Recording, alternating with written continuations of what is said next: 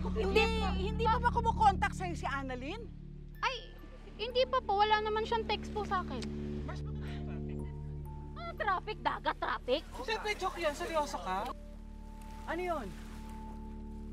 Ma'am, sinakyan niyo pong yate kanina. Na-hijack daw. Ha?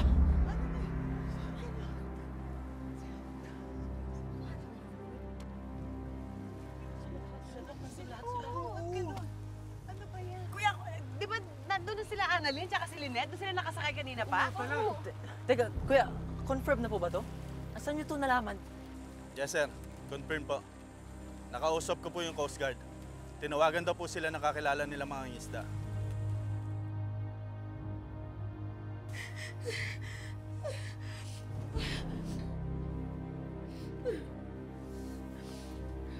Ano? Have you decided? Pakakawalan niyo na po ba ako? Ako kayo maingay. Basta yung pera ko, ah. Opo. Basta tulungan niyo lang po kaming makatakas dito. Kami? Anong kami? Ikaw lang ang tutulungan ko. Oh, hindi ko po pwedeng iwanan ng mga tao dito. Anong gusto mo? Ha? Mamili ka. Ikaw lang o wag na lang? Ano? Po. Sige po. Ako Yan. na lang po. Pakawalan niyo lang po ako. Yan. Please po. Tumalikod ka.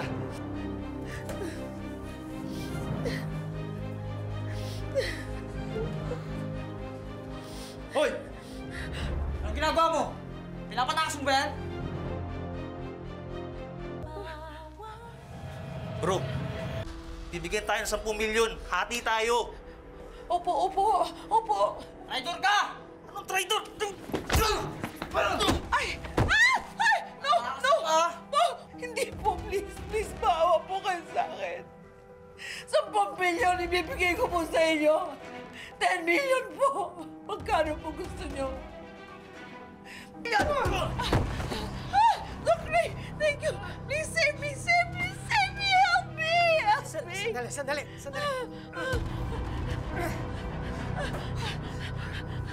Get this thing off me, please. Tara.